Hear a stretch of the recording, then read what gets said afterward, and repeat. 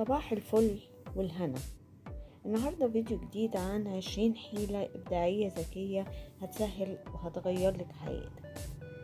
هنا الثوم من الحاجات اللي بتقابلنا وبتواجهنا في تفصيصه مشاكل وبتتعبنا، فبنشقه كده من النص وبنخبط عليه، وياريت بسكينة عريضة.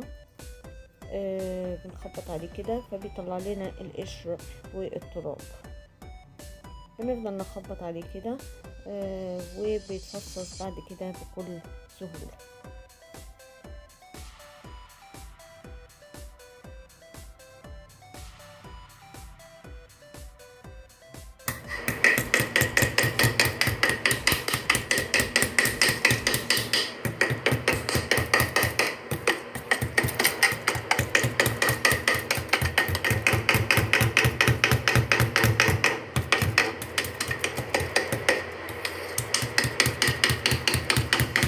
لو تحطي عليه بقى الخطوط هيبقى أحسن مع سكينة عريضة.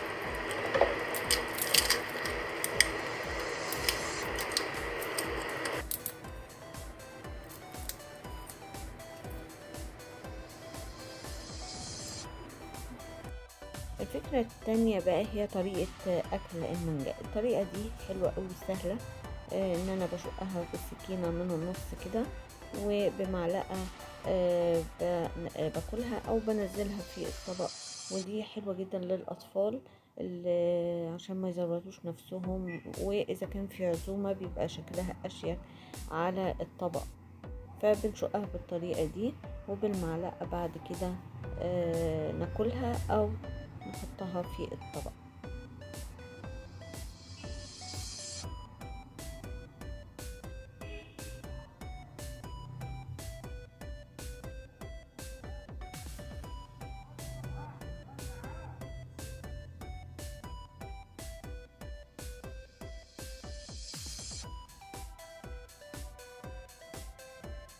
طريقة شيك جدا في أكل المانجا من غير موسخ أي حاجة، زي ما انتوا شايفين القشرة بتطلع مفيهاش حاجة خالص.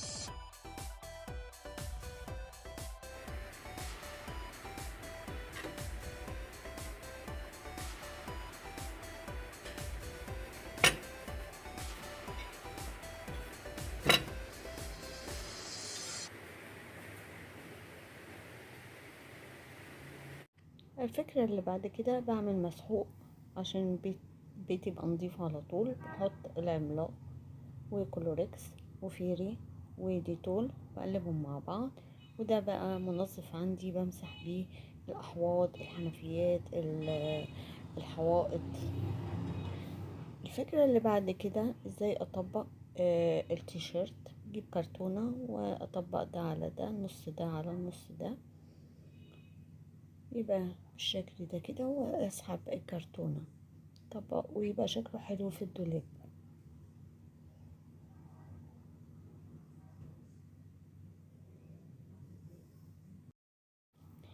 الفكرة دي عشان افتح ازايز الكنز عشان ما تعورش. وهنا فكرة عشان اجمل الخضار بتاعي او طبق السلطة بالبصل الاخضر. علبة الزبادي عشان انزلها بالشكل ده، وعشان اقلب البيض.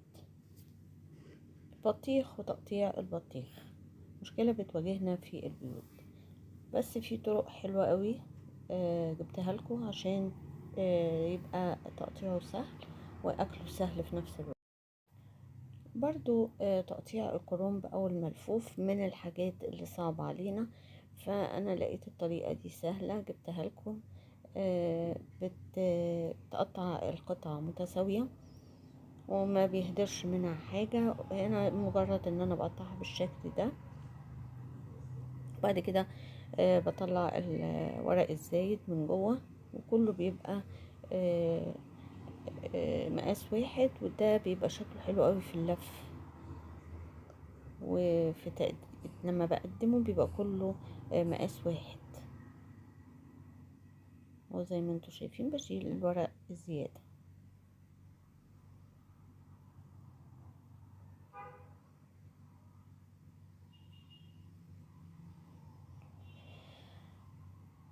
طريقة سهلة جدا وعملية، وبتسهل الوقت والمجهود. دي طريقة تانية لتقطيع البطيخ، نشوفها مع بعض.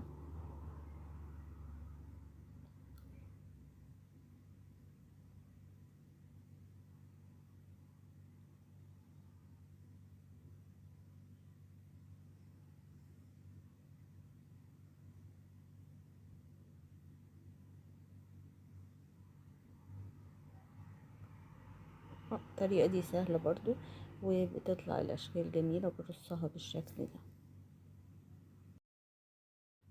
الفكرة اللي بعد كده فكرة تخزين الزبدة. بجيب ورق الزبدة واحطه بالشكل ده، وكده بيسهل عليا احطه في العلبة واخد سلايس زي ما انا عايزة. فكرة تقشير البصل بالطريقة دي، الناس اللي بتدمع عينيها، دي فكرة حلوة لتقشير البصل. ودي نصايح مطبخية ممكن ما تكونيش تعرفيها. الرز بعد ما يستوي بنحط شرايح بصل عليه، بيبقى طعمه حلو قوي. البانيه بنحط عليه زبادي. الطماطم ممكن نضيف عليها توم وفلفل وهي بتتعصر. نحط بيكنج باودر على اللحمة المفرومة، احنا بنعمل الكفتة. وممكن نحط قشطة على البشاميل. البشاميل مبتحطش عليه بيض. وهنا انا بعمل منظف من قشر الليمون. بنحط قشر الليمون وهنحط عليه ملح ليمون ونسيبه على النار شوية، وبعد كده اضربه في الخلاط مع كركم، وبضيف عليه بعد ما يتخلط خل وكربونات الصوديوم، واقلبه مع بعض.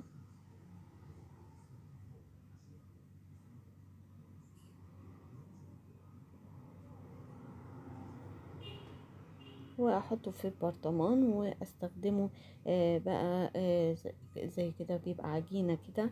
ادعك بقى بالحلال، تطلع زي الفل. افكار كلها موجودة في البيت، مش هتكلفني حاجة وطبيعية.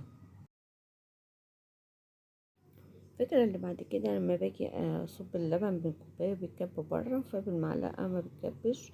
برضو بالخلة دي بحطها في غطا الحلة، بنزل الشوربة او بصفي الشوربة بالطريقة دي.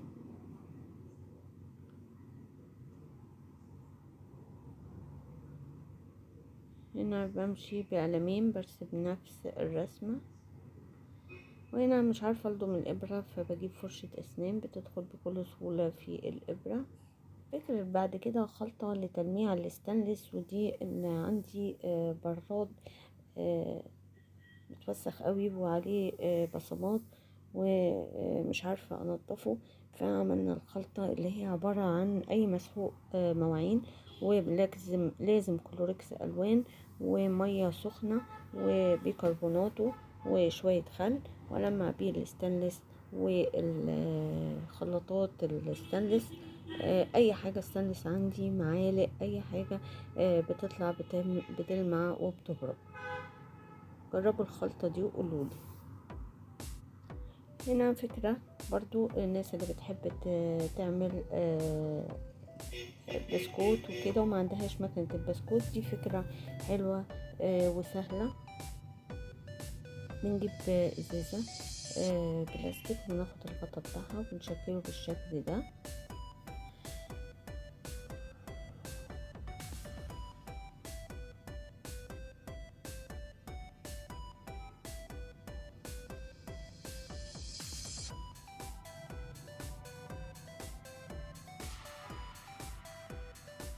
بعد كده دي طريقة العجينة. بطاطس بنسلقها لمدة 20 دقيقة، وبعد كده بنصفيها.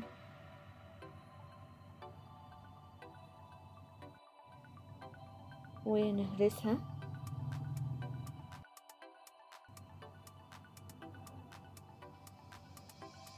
نحط شوية زيت، نحط بقى الجزر المفروم، نحط بصل اخضر، نحط كرفس، ملح، نقلبهم كلهم مع بعض. نحط نشا،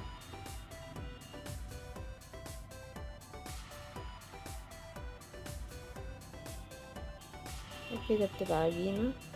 نعملها بقى بالطريقة، نحطها في الازازة ونشكلها بالشكل ده.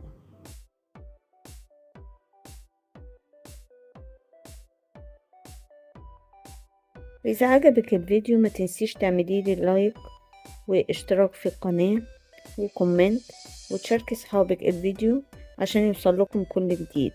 وشكرا على المتابعة.